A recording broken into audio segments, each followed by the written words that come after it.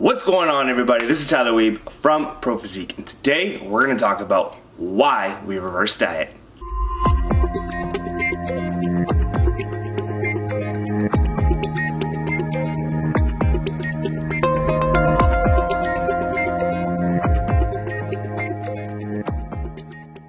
Alright, welcome back, everybody. I hope you're all having a fantastic week doing it is whatever you do. So today I wanted to talk a little bit about why we reverse diet. What's the point of reverse dieting? This is something that I have a lot of discussions about because we do have a society that is perpetually dieting and continually trying to lose weight. And so I kind of wanted to use the example of my client Erin Hedges today for this topic.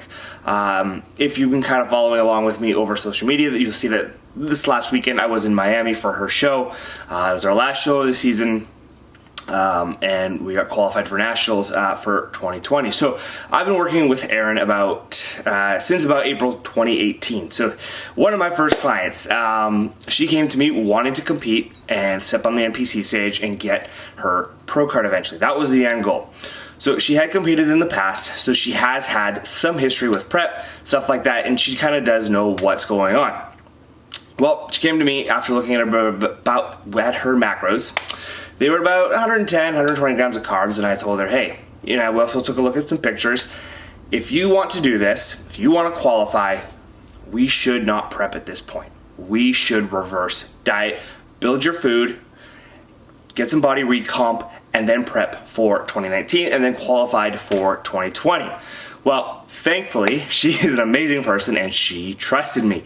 And so we started the reverse process, and we reversed from April all the way till December 24th, so about 9 months of reverse dieting, right? Which, is long, not long, depending on kind of where you're at in your journey, but it's a really good amount of time to build up your food. Started prep December, prepped all the way through this year, and then had 3 shows, and then the last show was just this last weekend, and we qualified. So why do we reverse? Well, there is a multitude of reasons why you would want to go through reverse, and probably why this reverse process helped her get qualified. Obviously, there's so many other things that go into play, but a reverse is so important to the process before you diet. If you have a dieting history, yo-yo dieting history, or if you've just never been in a caloric surplus, or you want to do well on stage, the reverse diet encompasses all of these important factors that's going to contribute to success down the road. So every time we diet, we have defense mechanisms that are going to fight us as the dieting process goes on. It's called survival. It's called billions of years of evolution, right? As soon as we start dieting, body thinks we're going into a famine, and so it's going to hold on to our body fat so that we can survive this famine, right? Body fat holds insane amounts of reserves of energy, and so the more body fat we can hold on, technically, the longer we can survive during a famine, right? And so what we're doing when we diet is we are trying to decrease our body fat, which our body now thinks we are trying to, we're not going to say die, but it doesn't like having its reserves, its body fat reserves, its energy taken away from it. So it's going to fight you. The longer you diet, the longer that you're in a caloric deficit, or the more you go up and down with that eating, the defense mechanisms are going to get higher, and it's going to be harder and harder and harder to lose body fat. You're going to have to push more and more and more just to even get maybe a pound or half a pound, or you might not even see anything, and you're doing a lot of work and not intaking a lot of calories. And that's just evolution, that's just biology, that's just physiology. And there are ways we can manipulate it and change it with diet breaks and refeeds and some things like that.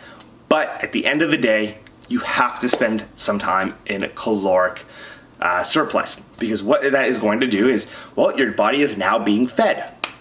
So as the body is being fed, those defense mechanisms are going to start to come down, because it does not think that, hey, we're not in a famine anymore, we are in a caloric surplus, and so we're okay. We can lower these defenses, lower the hormones, and get back to a normal spot, basically, with the body. We can call it even a healthy spot, because the metabolism is always adapting. So the more the calories come down, the more carb we do, yeah, it's going to work for a time, but the body's going to adapt to that, and that's not going to work anymore. Okay, now we got to do more. And so you can see where we can get to these extremes of, very little food, very high cardio. And when you get to those extremes, it's not sustainable, right? And so then we start running into the yo-yo dieting issue where, we're super strict, 5 days out of the week, and then we binge on the weekend. Or, we're super strict for a month, and then we binge for a month. And our weight does this, right? It's going up and down, up and down. Well, that's not going to do you any good either, because you're never allowing that metabolism to either, come back up, right, from that defense mechanism spot when you're super extreme. And it starts to come up when you binge. Hormones are starting to maybe come up, but you're gaining a lot of body fat because you're eating a ton of food. You've never really done a controlled caloric surplus, and now you hate where you're at, and we crash diet again. Well, the metabolism was doing this. Well, now it's got to readapt back down, right? But you lose a bunch of weight, it's unsustainable, now we binge again, right? And so we have this super up and down of binging, restriction, binging, restriction, binging, restriction, and the metabolism just doesn't know what to do. And so if you can't remember the last time you were in a caloric surplus, or, it's been years, or you've had that history of yo-yo dieting, you're gonna have a really hard time dropping any body fat. You can try, but because that metabolism has been so adapted, you're gonna have to go to extremes just to get a little bit. And what's the point in that? Because every time you diet, you want it to be successful. You want, to be successful for 8, 10 weeks where, you can drop 8, 9, 10, 11, 12, 13 pounds, and then you're back into that caloric surplus. You should be spending more time of your life in a caloric surplus than you are in a caloric deficit. You cannot be successful always dieting. Whether you want to be on the stage, whether you just want to drop 10 pounds, whatever it might be. If you have been trying to do that for years and it's just not working, well, then you should probably need to change up the method of the way you're going about it. And you have to spend some amount of time in a caloric surplus to get your calories back up, to get your hormones back up, to get your metabolism back up, so that you can have a very successful dieting phase. That's where the caloric surplus is going to come in. As well as for stage. This is where we build muscle. This is where you build a stage body. A body that is going to win on stage. Yeah, you obviously have to be lean, but if you don't have the muscle, if you don't have that right look, then you're not gonna do well on stage. And when you're in prep, you are not building muscle, right? You are just losing body fat, and then the training is more so just to maintain as much muscle as possible. So, caloric surplus, reverse diet, whatever you want to call it, is absolutely necessary, I would say, for the majority of people, because the majority of people have tried to spend their whole lives dieting or trying to lose a little bit of weight, and it's just not working. But that's because you're not letting that metabolism adapt. You're going to too far extremes. You're always in a caloric deficit, and that metabolism is just so adapted that you would have to push so hard just for a little bit.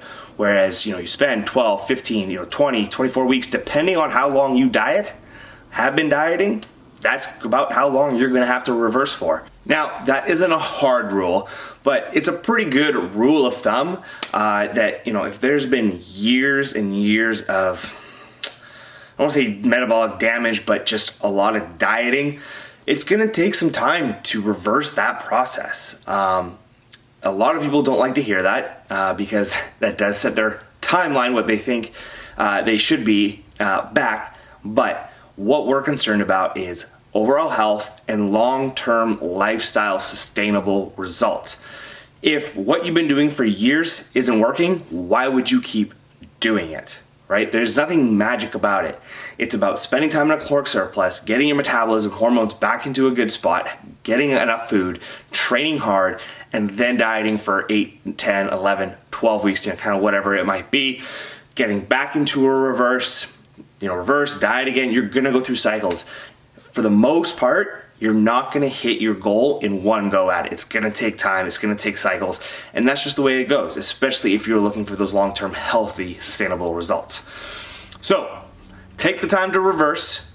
Do not spend all this time dieting, and that's where you are going to be able to see results, and you are finally going to hit your goals. Have patience. Anything worth doing is gonna take time, And that's just the exact same when it comes to having a great physique. It's gonna take time, but it's worth it. All right, guys, that's gonna be everything today. Thank you for watching. Make sure to hit that subscribe button. Greatly appreciate it. And have a great rest of your day.